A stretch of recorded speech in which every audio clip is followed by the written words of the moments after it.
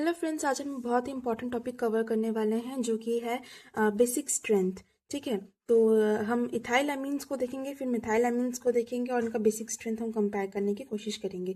Trick ये है कि ये सबसे पहले हम बात करते हैं कि ये हम क्यों पढ़ रहे हैं। ये सीबीएसई में बहुत इंपॉर्टेंट है, बार बार आता है, बोर्ड्स में भी बोर्ड्स में इंपॉर्टेंट है, साथ में कंपटीशन में भी इंपॉर्टेंट है और ये एनसीईआरटी में बहुत छोटा सा दिया हुआ है, लेकिन क्वेश्चन इससे बहुत आता है। मैंने यहाँ पे लिख दिया है। आपको ध्यान क्या रखना है कि जब आप इथाइल को कंपेयर करेंगे, इथाइल यानी देखिए जब आप C2H5 आपको दिया जाएगा ऐसे एग्जाम में, तब आपको ट्रिक याद रखना है 2310। ठीक है, जब आप मिथाइल को देखेंगे तब आपको याद रखना है 2130। इथाइल इथाइल में ऑफकोर्स ज्यादा कार्बन होते हैं, तो देखिए 2310 is greater number than 2130। Methyl में कम कार्बन होते हैं तो 2130। इसका मतलब क्या हुआ? इसका मतलब ये हुआ कि देखिए यहाँ पे 2310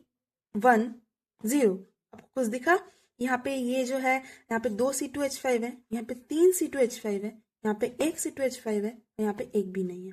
तो NH3 तो ऑफकोर्स दोनों केस में लास्ट में रहेगा, लेकिन इथाइल और मिथाइल में यही डिफरेंस आ जाता है, 2310 2130। अब जब मिथाइल को देखेंगे तो आपको CH3 मिलेगा। देखिए CH3 2, फिर 1 एक CH3, फिर 3, फिर 3 CH3, फिर एक भी CH3 नहीं, यानी कि 0। तो ये हो गया 2310, एक ये हो गया 2130। आपको ये याद रखना है। मिथाइल में कम कार्बन इसलिए 2130 स्मॉलर नंबर, इथाइल में ज्यादा कार्बन इसलिए 2310 बिगर नंबर। अब यहाँ पे ऐसा क्यों हुआ? आप एक्सपेक्ट कर रहे थे कि जो बेसिक स्ट्रेंथ है वो उसका ऑर्डर ऐसा नहीं होना चाहिए था, ऐसा इरेगुलर ऑर्डर क्यों आया, है ना? तो ऐसे इरेगुलर ऑर्डर इसलिए आया है क्योंकि हम जब बेसिक स्ट्रेंथ की बात करते हैं एक्वस फेज में तो ये प्राइम ऐसे रहता है, लेकिन जब आप एक्वा ऐसे बात करते हैं तो ऐसा ऑर्डर डिस्टेबलाइज इसलिए हुआ क्योंकि यहाँ पे स्टेरिक हिंड्रेंस और प्लस आई इफेक्ट दोनों का एक ऐसा बैलेंस क्रिएट होता है। यानी कि आप किसी एक को दूसरे से ज्यादा इंपॉर्टेंट नहीं बता सकते, दोनों को कंसिडर करना होता है।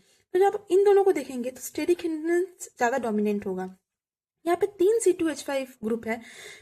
C2H5 ग्रुप बहुत हेवी होता है और 3 C2H5 आप समझ सकते हैं कि बहुत ज्यादा हेवी हो जाएगा तो ये अनस्टेबल हो जाएगा। अगर अनस्टेबल हो गया तो बेसिक स्ट्रेंथ भी ऑफकोर्स कम हो जाएगा। तो इन दोनों में ये जीत गया, फिर ये जीता, फिर इन दोनों में हमने प्लस आई इफेक्ट को देखा कि C2H5 का प्लस आई इफेक्ट होता है। प्लस आई इफेक्ट ने इलेक्ट्रॉन पुशिंग इफेक्ट, ये आ गया, ये आ गया। आपको पता है बेस वही होता है जो इलेक्ट्रॉन पुश कर पाता है ना? तो ये अच्छा बेस हो गया इन दोनों में से। तो यहाँ पे स्टेरिक हिंड्रेंस जीता, यहाँ पे प्लस आई इफेक्ट जीता। मिथाइल के केस में क्या हो गया कि यहाँ पे स्टेरिक हिंड्रेंस लेस डोमिनेंट है, ज्यादा डोमिनेंट है प्लस आई। क्यों? क्योंकि यहाँ पे 2 CH3 है, यहाँ पे 1 CH3 है। 2 CH3 ऑफकोर्स ज्यादा पुश करेंगे इलेक्ट्रॉन्स कंपेयर टू 1 CH3, तो यहाँ पे प्लस आई इफेक्ट जीता। इन दोनों में भी प्लस आई इफेक्ट ही जीता क्योंकि यहाँ पे 3 है, यहाँ पे एक भी नहीं है। तो 3 CH3 तो बहुत ज्यादा प्लस आई इफेक्ट पुश करेगा, बहुत ज्यादा इलेक्ट्रॉन पुश करेगा, इसलिए यहाँ पे ये जीता। तो बेसिक स्ट्रेंथ में आपको क्या याद रखना है? 2310। देखिए 231 यानी C2H5 1 0। बेसिक स्ट्रेंथ में मिथाइल के लिए 2130। देखिए 2 1 CH3 1, फिर 3, फिर 0। That's all for today. Thank you.